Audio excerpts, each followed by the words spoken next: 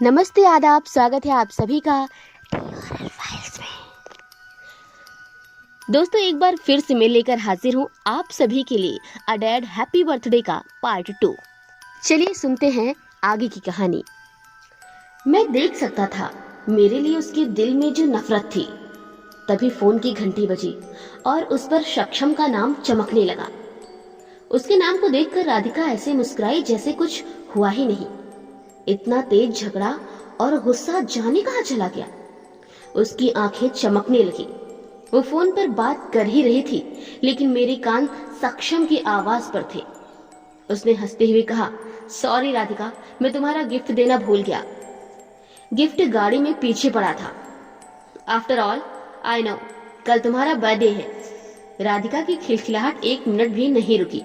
उसने हंसते हुए कहा, तुम्हें आज भी याद है? सक्षम ने कहा, क्यों नहीं, इतिहास में लिखने वाली तारीखें भूली नहीं जाती। मैं किचन के पास खड़ा था। मैंने कप उठाया और जानबूझकर फर्श पर दे मारा। मैं उनकी आशिकी भरी बातों को और ज्यादा नहीं सुन सकता था। फोन काटकर राधिका ने मेरी तरफ घूर कर देखा।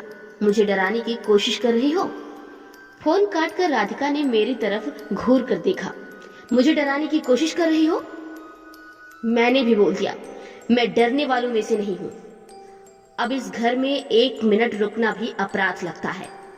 कल जाती हो, आज ही चली जाओ। मैं सब समझता हूँ। घर से ऑफिस के लिए निकलती हूँ और क्या क्या होता है मेरे पीछे से। राधिका ने अपने दोनों कान बंद कर लिए और जोर से चिल्लाई, कुछ तो शर्म करो, मैं तुम्हारी बीवी हूँ। मैंने भी चिल्लाने वाले लहजे में बोल दिया, बीवी हो तभी तो झेल रहा हूँ। अब बहुत हो चुका, तुम्हारा जो दिल करेगा तुम वही इल्जाम लगाओगे। राधिका चिल्लाई, इल्जाम लगाने के लिए अब कुछ रहा कहाँ है?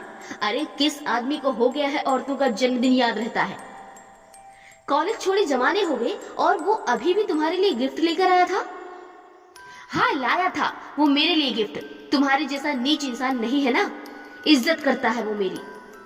इज्जत दोगी तो इज्जत मिलेगी। डबल मीनिंग बातें मत करो। मेरे बर्दाश्त के बाहर हो चुका है। मेरे भी बर्दाश्त से बाहर हो चुका है। मैं क्या समझता नहीं हूँ? उससे जैसे हंस हंस कर बातें हो रही थी, कभी मुझसे ऐसे हंसकर बातें करती हो? झगड़े के बीच भी तुम्हारे चेहरे पर कितनी खुशी थी। तो मैं दुनिया को बताती फिरूं कि मेरा पति शक्की है। अगर मैं किसी से बात करूं तो वो समझता है मेरा उसका चक्कर है। मैं शक्की हूँ? बदचलन औरत दुनिया में नैन मटक्का करती फिरती है और मुझे शक्की बताती है। मैंने गुस्से में उसकी गर्दन पकड़ ली। उसने पीछे की तरफ मुझे धक्का दिया और अलमारी खोली। वो अलमारी से अपने कपड़े निकालने लगी। मुझे यहाँ एक मिनट भी नहीं रहना। मैंने उसका हाथ पकड़ा और पूछा कि वो जा कहाँ रही है। उसने मेरे हाथ में झटका मारा। मैं कहीं भी जाऊं, तुम्हें क्या मतलब है? मैं तुम्हारी गुलाम नहीं हूँ। मैं जानता था ये सब जो वो कर रही है नाटक है। दरअसल ये उसके पास जाना चाहती है। जब उसकी आंखों में कोई शर्म का पर्दा नहीं, तो मैंने भी बोल दिया, मैं जानता हूँ, वहीं जाऊंगी, अपने यार के पास। हाँ, उसी के पास जाऊंगी। इस शब्द के साथ मेरे गुस्से ने अपना आपा खो दिया। मैंने उसका सिर पकड़ा और दीवार में दे मारा। वो सिर पकड़ते हुए नीचे जा गिरी। पूरे जमीन पर खून ही खून था, लेकिन मैं नहीं रुका। मैंने टेबल लैंप उठाया। 1 2 3 4 मैं उसके सिर पर लगातार वार करता रहा। उसकी सांसें बंद होने के बाद तक भी। वो व्यक्ति जो हमेशा मेरे साथ था, कुर्सी पर बैठा मुस्कुरा रहा था। उसकी जीत हुई थी, साथ में मेरी भी। तभी मेरे फोन में अलार्म बजा, जो मैंने सुबह ही सेट किया था।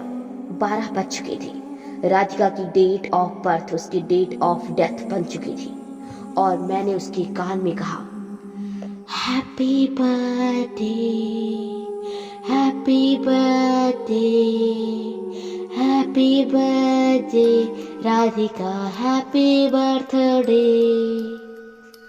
दोस्तों, अ डैड हैप्पी बर्थडे इस कहानी का अंत यहीं पर होता है। अगर आप पार्ट 2 देख रहे हैं और पार्ट 1 आपने नहीं देखा है, तो पहले फटाफट से जाइए और पार्ट 1 देखिए, तभी आपको पूरी कहानी समझ में आएगी। और अगर आपको ये कहानी अच्छी लगती है तो आप वीडियो को लाइक कर लीजिएगा और शेयर जरूर करिएगा। मिलते हैं नेक्स्ट वीडियो में किसी इंटरेस्टिंग स्टोरी के साथ। तब तक के लिए बाय बाय। देखते रहिएगा दी हॉरर फाइल्स। हा हा हा हा।